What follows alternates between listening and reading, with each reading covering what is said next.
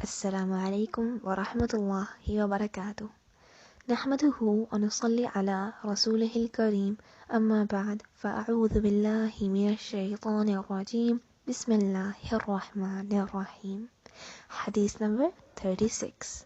قال رسول الله صلى الله عليه وآله وسلم: من لا يرحم الناس لا يرحم الله عز وجل. جو لوگوں پر رحم نہیں کرتا اللہ عز و جل بھی اس پر رحم نہیں کرے گا۔ صحیح مسلم۔ پیارے بچوں، رحم کی صفت اللہ الرحیم کو بہت پسند ہے۔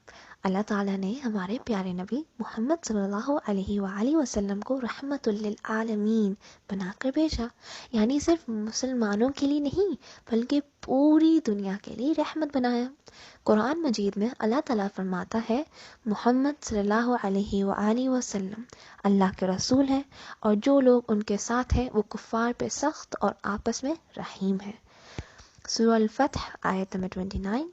نبی کریم صلی اللہ علیہ وآلہ وسلم نے فرمایا صرف بدبخت ہی کے دل سے رحم ختم کیا جاتا ہے۔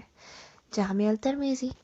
انسان اکیلا نہیں رہ سکتا، اسے دوسروں کا ساتھ ضرور چاہیے، اور جب مل جل کر رہتے ہیں تو ناخوشگواری بھی آ جاتی ہے جس سے آپس کے تعلقات بھی خراب ہو جاتے ہیں۔ اس بات پر سب سے زیادہ خوشی ابلیس کو ہوتی ہے، یعنی شیطان کو ہوتی ہے۔ اگر تب ہم ایک دوسرے کے جذبات کا خیال رکھیں، رحم اور درگزر سے کام لیں تو اللہ تعالیٰ بھی ہم پر رحم کرے گا انشاءاللہ۔ اب آج کا قصہ سنیں۔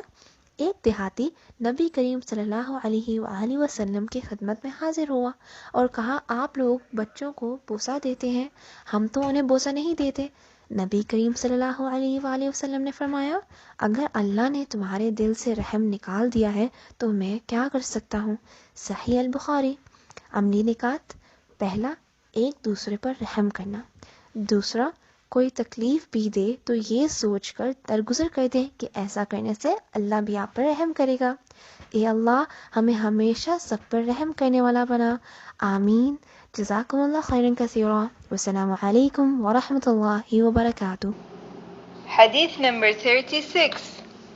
قال رسول اللہ صلی اللہ علیہ وسلم: من لا يرحم الناس لا يرحمه الله عز وجل.